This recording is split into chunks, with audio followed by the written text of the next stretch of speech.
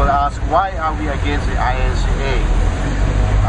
We will be able to give valid reasons why we are against ISA. 50 years ago, almost to the day, the ISA was introduced into Parliament. And at that time, the Deputy Prime Minister, Tun Abdul Razak Hussain, who was also the Home Minister, was questioned by the leader of the opposition in Parliament. Now we have to understand, we in Malaysia, we follow the British Parliament system. So the leader of the opposition is an official post. He has an office in Parliament. He has a budget, he has a staff.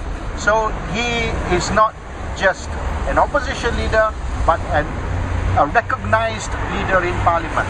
Now he stood up, and his name is Dr. Srinivasagam from Ipoh.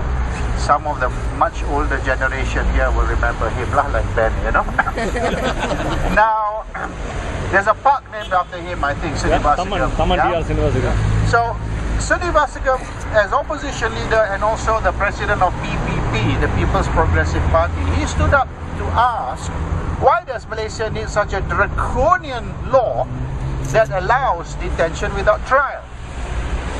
Tun Razak, the father of the present Prime Minister, who has proudly reminded us a few days ago that his father is Tun Razak and he'll uphold the ideals of Tun Razak and so on and so forth. This is what our current Prime Minister Najib said a few days ago. Tun Razak replied, the ISA is a very specific law. It is a law that is meant to combat communist terrorism. And Tun Razak cited there are 800 communist terrorist CTs operating along the Malaysian-Thai border and also in the Pahang jungles.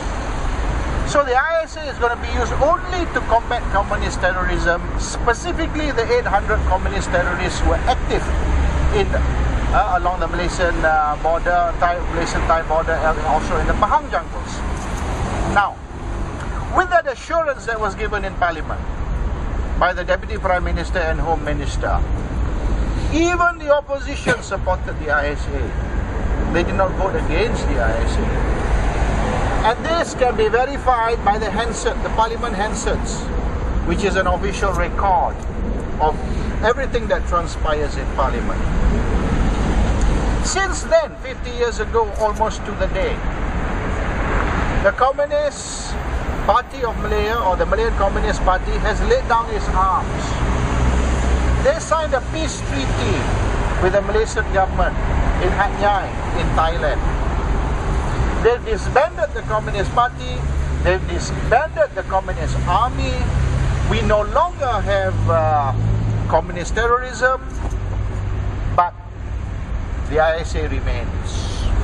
The ISA was a law very, very specific.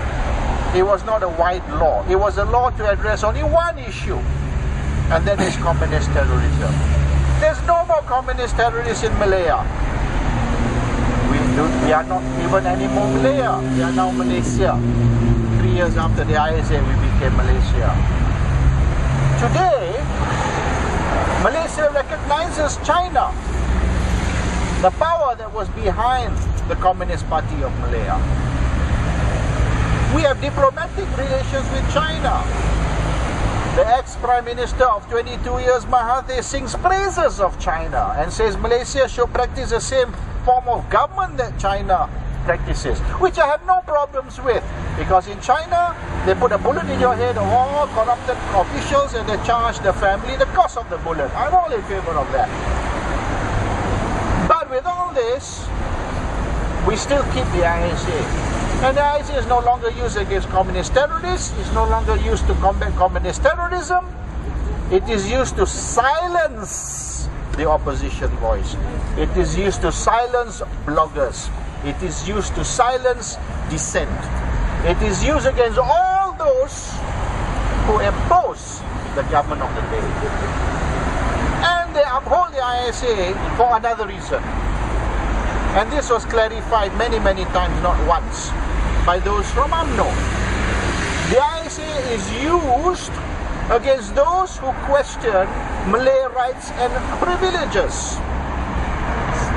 How can they have a law which was passed for some other purpose, has now migrated for some other purpose, and is used against those who question the two-tiered or the discrimination and persecution that exists in Malaysia?